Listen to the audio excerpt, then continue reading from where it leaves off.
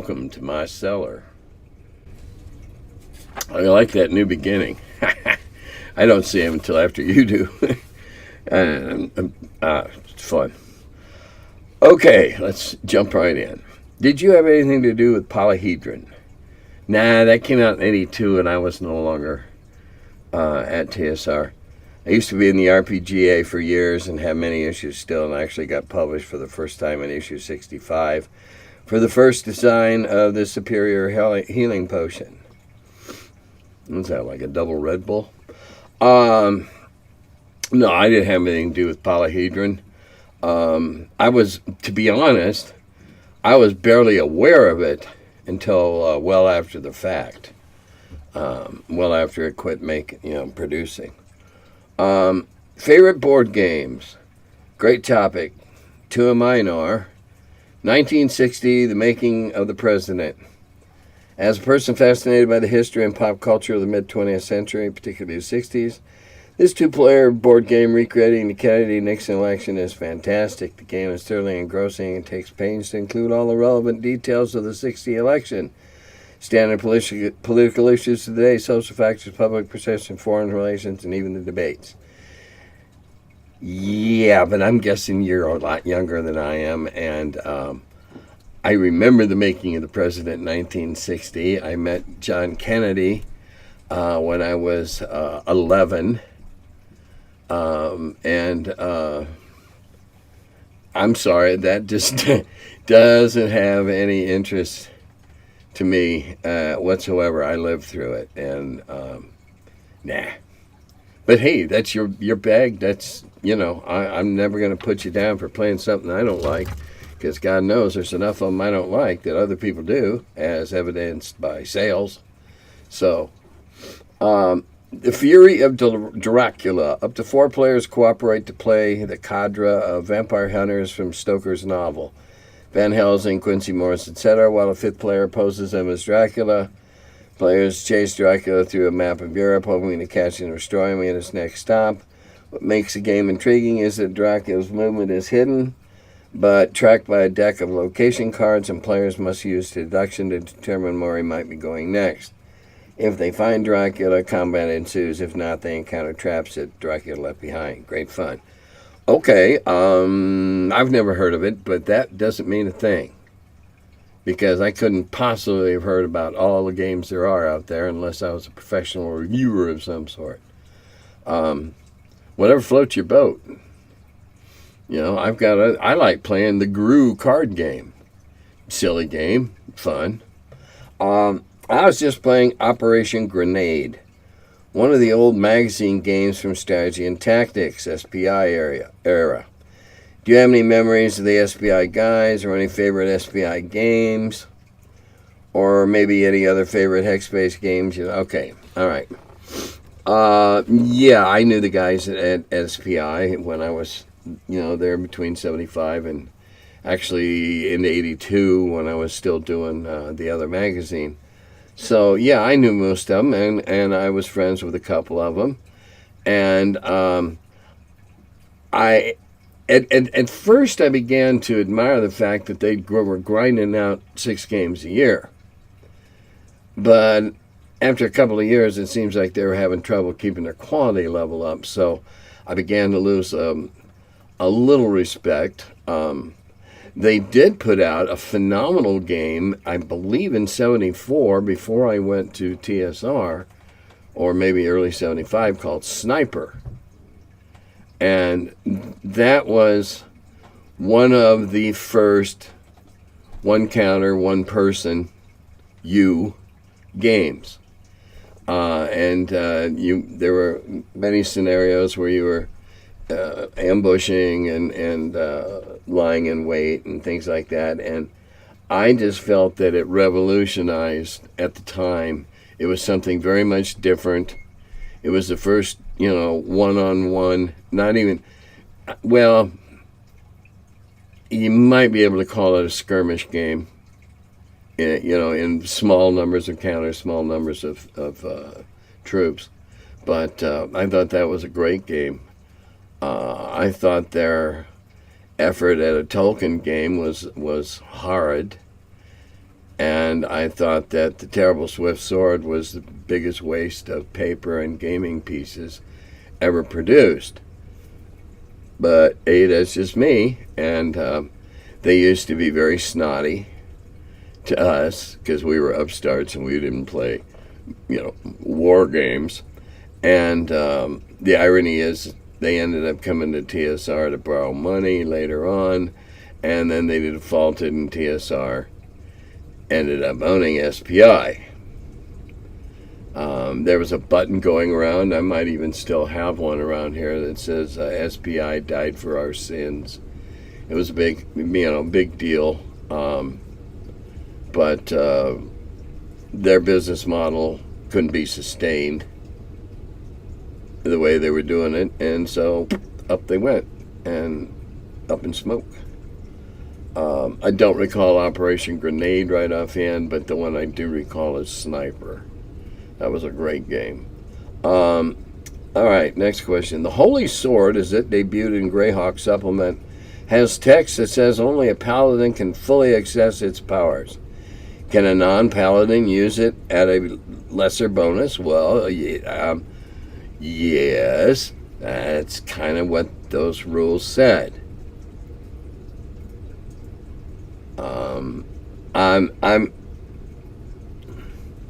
I'm really appalled by the lack of common sense that's come across in the last 12 or 15 months of everybody wanting to parse the old rules, and common sense has gone out the window.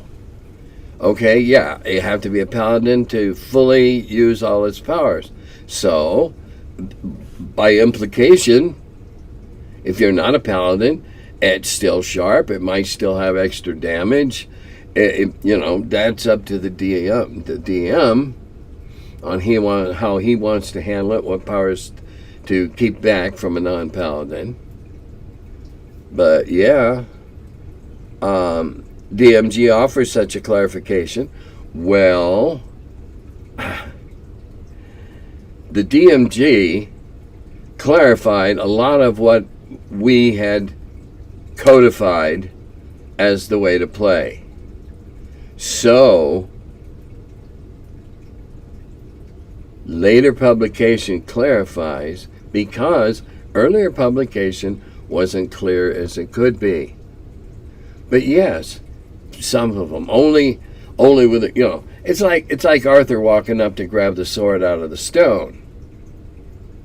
Okay. Except this case, not only he's the only one that can pull it out, but I have no problems with magical swords that have magical powers that not everybody knows how to use or bring forth. It makes the game kind of a little more interesting, I think. That's the way we handled it back in the day. I can remember several occasions where players found weapons that had enchantments attached to them, and didn't fully know what they were until they went and had it analyzed. Take it to a magic user that can tell you, okay, this is what you got, and you pay them for this service, kind of like an assayist. And I can remember, running around with swords. People run around with swords for quite a period of time, only to find out it can do what? Holy! And all of a sudden, it's unleashed a new power, or perhaps a set of criteria have been met, and bingo boo, now it comes to life. Mr. Cask, your educational game seems to me light years ahead of that questionable but all too common game employed by social studies teachers of my country, that of making a portion of the class wear yellow stars of David or pink triangles to simulate Nazi prejudice.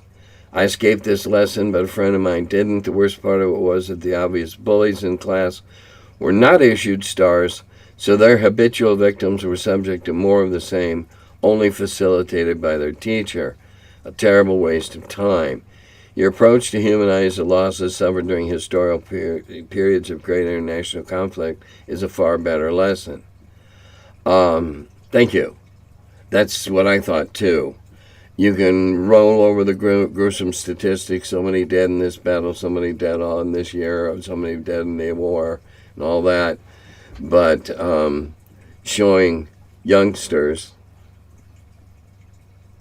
that war is all-encompassing and that nobody is immune, I think is a good, I believe they call that an object lesson. Now, here's the problem.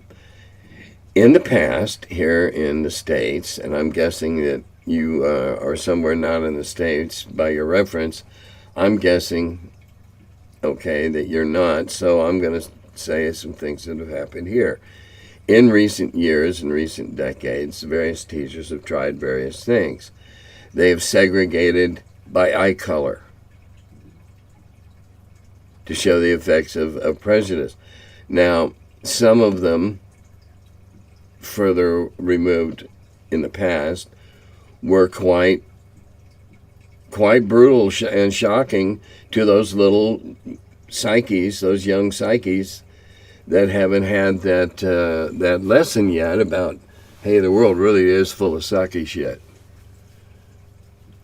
And they have, well, nobody's dumb enough. I hate making absolutes. I've not heard of anybody stupid enough to divide up people solely by their skin color, unless it was to reverse the roles, and then that would be just dangerous as hell. Because, with so many different experiments of showing how easy it is to slip into cruelty, I wouldn't go there. But when you can go somewhere else where it's colorblind, they can, any of my students could have been, they could have been Senegalese, anybody, anywhere from the British Empire, the French Empire, the German Empire. So at that particular time, which is a rather difficult period to teach, as almost any history teacher will tell you, because everything's still in black and white, and the modern kids coming out now cannot relate to black and white imagery like they can to color. But anyway, now with all the woke crap we got coming around here in the States, various states, can't teach anything if it might cause somebody discomfort. Well, it's not too hard to see that that could be used both ways. Let's talk about slavery in this country prior to the Civil War. That's a real dangerous topic to tread around. You could interpret these new laws as going, oh, well, all right, if a particular student in the class knows that his family fortune was made on the backs of enslaved people, it hurts his feelings to know that. Oh, they can't teach it? They can't teach anything that makes people uncomfortable. Well, damn it, a lot of history should be uncomfortable so we don't do it again. I don't understand. I would not go so far as to using the stars and triangles and that, because that is a little raw when I can do it in a more interesting way. I can make them 17, 18, 19-year-old. I just bumped them all a couple, 3 years older than they actually were. Kind of the age they all wish they were, about 3 years older, and whatever you are. You're 15, you wish you were 18, It made it much more graspable for them to do that, and to do it that way. What are your thoughts on science fantasy settings with space wizards? I don't mix the two period.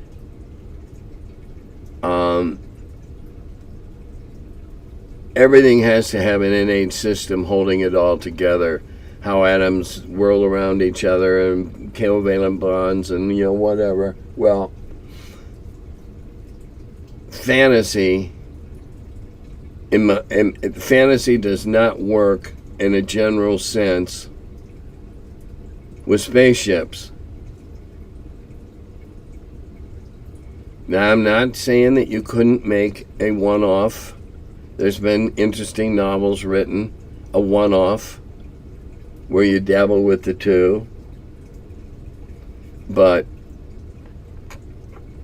I like the approach that Mutant Crawl Classic has taken. And as an aside in the public service announcement, yes, it's written by my friend Jim, the producer of this show, the editor and producer. His magic is actually higher programming. And his deities are tech. And that's blended the two, magic, to, there's always an explanation behind it. But I don't, why? Now, we can define this.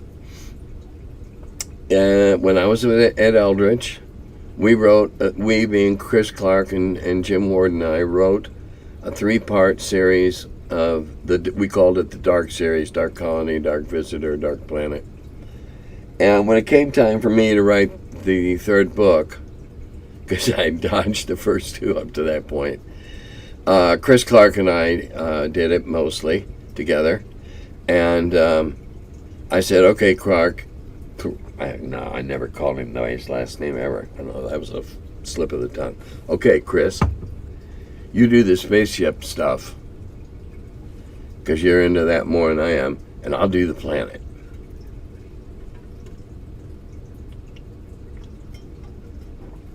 So then I stalled and procrastinated for a few more weeks. And then I decided, okay, what makes this planet valuable? Why do they continue to want to go here? To despise the mold and the stuff that's killed them off up to this point. Why? What draws them here? So I created a planet full of a new mineral, a new element. And it was more effective than silicon for electronics. And in finding it, the Earthlings, sending huge energy probes down into the planet, seeing, finding out what's there, what's under the core, all these things, accidentally triggered a piezoelectric effect. And click, click, click, click, click, click. I'm using the word click when it's some inaudible sound of a cell lighting up. Anyway, the planet ends up developing quite by accident into a sentient individual. Today, with AI being all the big thing, weren't we looking forward ahead? But that wasn't where I was going.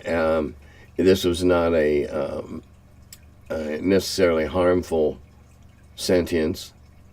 And I thought it was pretty cool that, randomly with a piezoelectric effect, off, on, 1, 0, it slowly went through a learning process as it was becoming aware. It had the option, the ability to primitively read minds, scan minds and stuff. Oh, gee, that's what we're doing with AI. We're feeding crap into it so it can become smarter. Now, I wrote this a few years ago before AI busted up like this. And so we didn't need magic. Hocus pocus dominocus. Okay, we didn't need that. We used something different. And it's fantasy or fantastical that we made a sentient planet.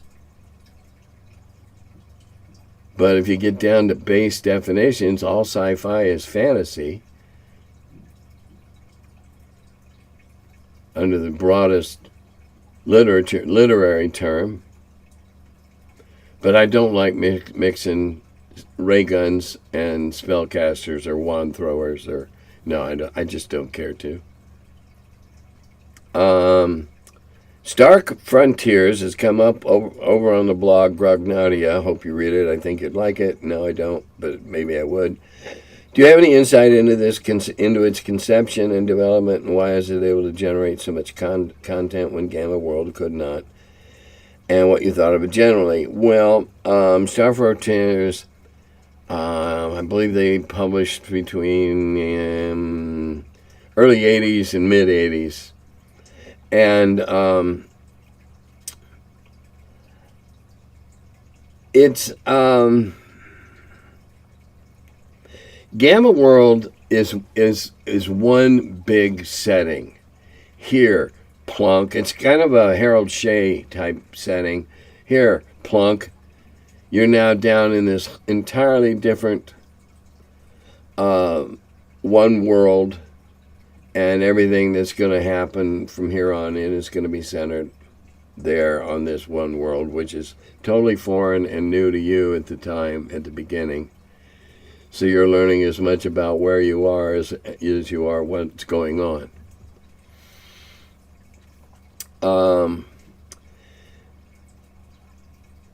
Gamma World is, okay, here it is, now go.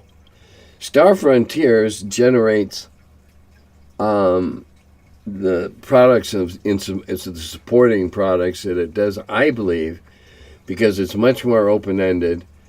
It's much easier for the DM to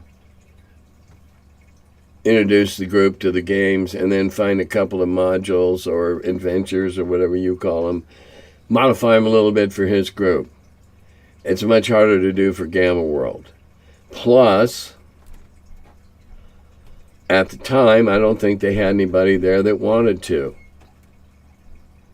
A lot happened between 79 and 85, and people being hired and talent being hired and fired and whatever. So, I guess it's here, playing this game, Gamma World, and playing this setting, and actually, that's a kind of an infinite loop setting. There's never an end to Gamma World. But with Star Frontiers, you can go on a mission, complete it, and ta-da, go on to the next one. That's my opinion. That's why it's easier to do it that way. All right. The entire conversation around metagaming is very dense with ideas, and many of them across either side of the table are with merit. Unfortunately, in the same column of advice, the novice DM can be recommended to deny a player who says, my character would remember, and the player who says, I know, but my character doesn't. In my unsolicited opinion, metagaming is an inevitability from the moment pencil hits paper, particularly in combat. The second a player knows the order of initiative, who's going to act and what order, the position of all the pieces on the board, and the unspoken in-character intents of their comrades, it's metagaming. Yeah, okay, I won't argue that. However, there are ways you can get around that. Believe me, if a round is 1 minute, or in my initiative, rounds are about 6 to 10 seconds, which if you go and vigorously swing a big heavy thing like a weapon and beat it into a fence post for 20 seconds, or even 6 seconds or 10 seconds, you'll find out you can you can burn quite a bit of energy in that short amount of time. But you can. Okay, what are you doing? What are you doing? What are you doing? Going around the table, now roll for initiative. Now roll for turn order. That stops a lot of that right there. They got to commit to what they're going to do. Now, going to draw an arrow and knock it, and get ready to fire my a quarrel in my crossbow.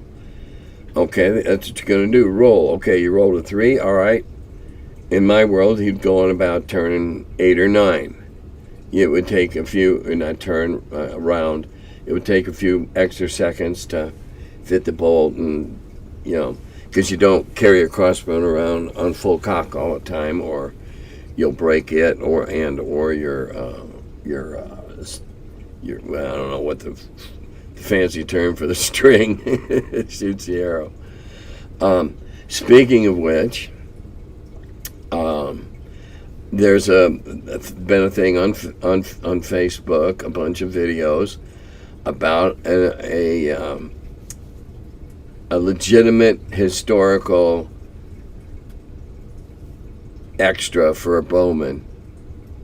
One's for making them more accurate and holding them easier with a long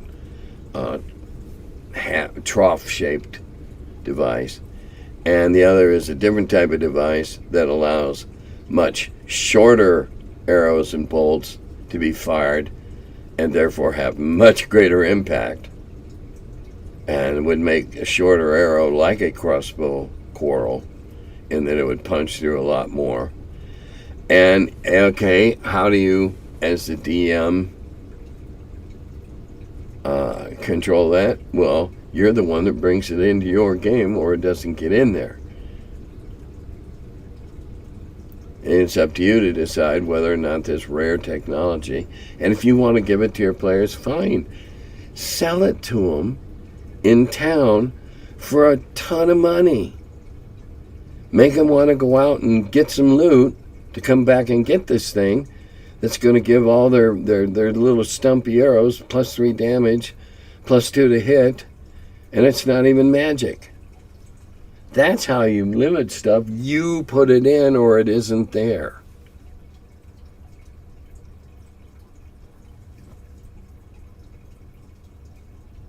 God bless the player who says, I know it, but I know my player doesn't, because he's role-playing. All right, I got 2 more topics to touch on. I missed a wonderful question last week. I had it printed, and I just skimmed right over it. I should wear my glasses, but they flare from the lights. Okay. And I've been thinking about this. If my player group all want to play as wizard characters, should I tailor a game setting for them that supports wizard strengths? Or should I challenge their decision by plunking the PCs down in the usual setting to see how they manage with what would normally be a balanced set of encounters, if the party were a collection of different classes? Oh, okay, let them, if they all want to be. Now, I'm assuming that you're beginning at level 1, or, if you're generous, you might be somewhere up. You might start a campaign with the player characters at level 2, or possibly even 3 if you want to be magnanimous.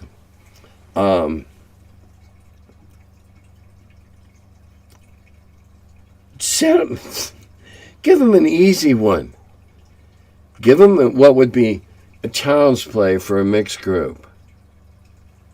Oh, the sacred sandal of Sarah has been stolen, and an enormous reward offered for the return of the sacred sandal.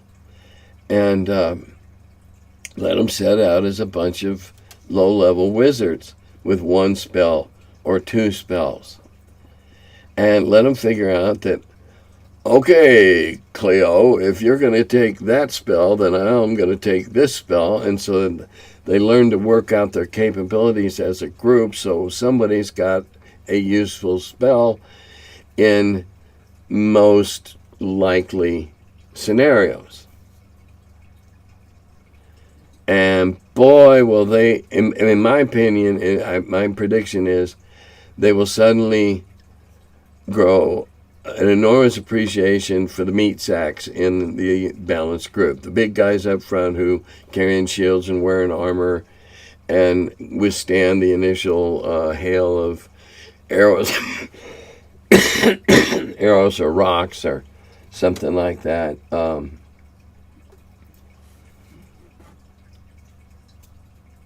And they'll soon find out that they're going to pull up their robes and they're going to run like hell, bear shanks flashing in the breeze. Or not. Perhaps they'll figure out how to do it. Make it work. Give them a chance. Why not? Or you can set them down and go, okay, guys, here it is. There's something ravaging the county over here, and there's, you're charged with taking care of it. And so now a handful of hedge wizards have to go deal with a wyvern. Oh, that'll be fun. Yeah, let them try. No, I wouldn't tailor it for them. Not the first one. No, not the first one. If you were to tailor the first one for them in a wizardly thing, I'd make whoever they're trying to fool around with bad as hell. Think Mickey Mouse and the sorcerer in Fantasia. Big, scary, omnipotent dude.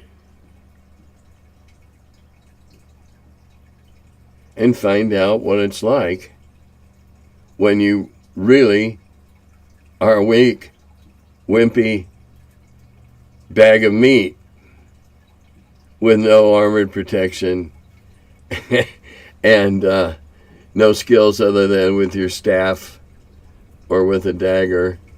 And then the dagger is supposed to be for eating. In my world, why can't magic users carry swords? Because iron and magic don't mix. Bingo, that's the rule. That's why. Just one of the laws of physics. All right. Now, I saw something on Facebook today that it's the upcoming new edition, whatever, revisionist bullshit about orcs.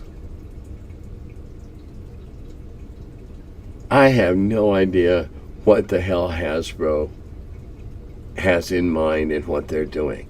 I'm not sure they have a coherent pattern to their thought processes in this either. So we get this picture of a happy orc family out on a scavenging mission, or whatever. And there's little orky, and there's big orky, and then there's some big bulky dude who looks like Fernando Lamas with bad teeth. And now we should consider that if we run across a party of orcs out foraging, that's the word I was looking for, we should consider that they got grandmas and children and all that.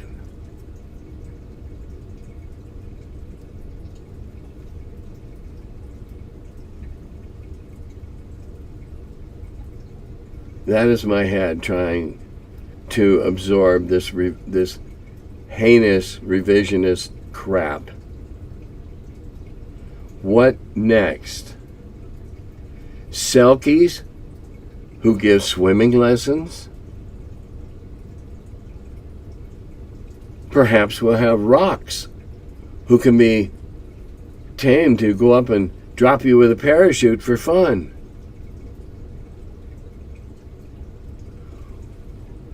Look, it's a fantasy game. Good guys, bad guys. That's the whole basis of fantasy. Is this struggle between good and evil. What are they trying to do? Take everything evil and make it good? Come on. What are you thinking, Hasbro? I don't know who's doing this, which writer you've got doing this crap. I have said in the past that there are some books that are enjoyable reads that give you a different perspective on being an orc or being a dwarf or being something else. Yeah, what I meant was at one time excursion in to look at it, think about it a little while, examine it from a few ideas, and then decide if and when or at all are you going to work in those considerations. I didn't ever find a book that was Martha Stewart's guide to smooth and sophisticated orc behavior. What's next? I mean, what are they gonna? Is it because they're semi-sentient? Because the movies show one thing, Tolkien wrote another. Only the leaders are shown to have anything other than a brute sensibility. They're undoubtedly the oddities. They don't even look like the rank and file. But we're going to meet the ever so sophisticated leader's family out gathering berries in the woods.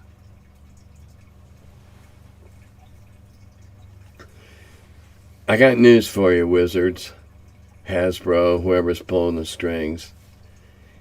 You can't have a game about striving for ideals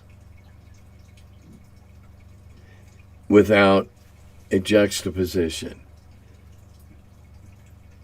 A group that wants to achieve this, and either a set of circumstances that make that very, very difficult, or another set of individuals who don't want to see that achieved. What's going to be the conflict? Where are adventurers going to go make their money if there aren't, bands of evil things to go clear out so the good and decent people aren't troubled by them? I know. I can see it now. We're going to have summer day camp for baby goblins.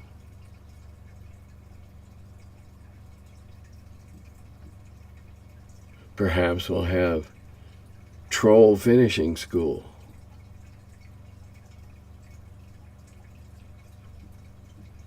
I don't know what Wizards is trying to do, but this game gets less and less to look like anything I'm familiar with or that I even recognize as what we started. Grandma Orc minding the children while they're out on a foraging expedition. When, before it's been, band of orcs, big, little, small, that didn't kill them, they're orcs. They're going to kill you. They're our mortal enemies. Which doesn't mean that an individual's campaign couldn't reach an accommodation with a band of almost anything. Sure they could. The evil we live with is not as scary as the evil we don't.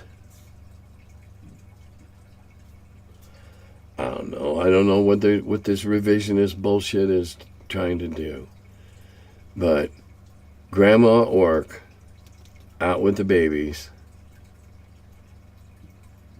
just makes me want to gag in my head, my creative fantasy writer head. It's like, what the Pre-York.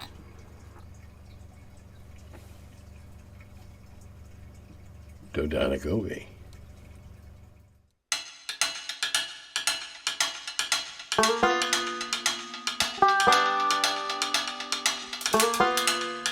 Hello, and welcome to my cellar.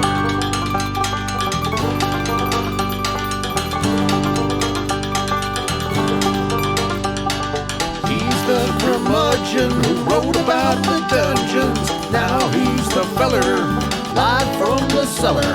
Talks about D&D and old school RPGs. Still quite a feller, the curmudgeon in the cellar.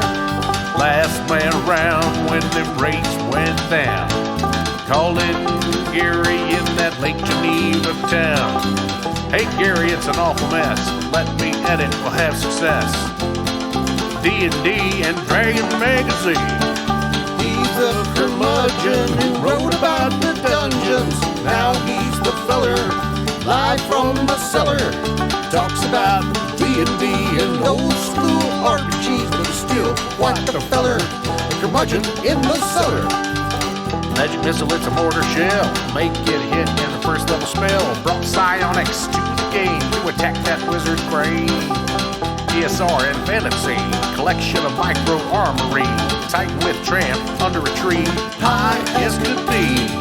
He's the curmudgeon who wrote about the dungeons. Now he's the feller, live from the cellar. Talks about D&D and old school RPGs, but he's still quite the feller, the curmudgeon in the cellar. Still quite the feller, the curmudgeon in the cellar.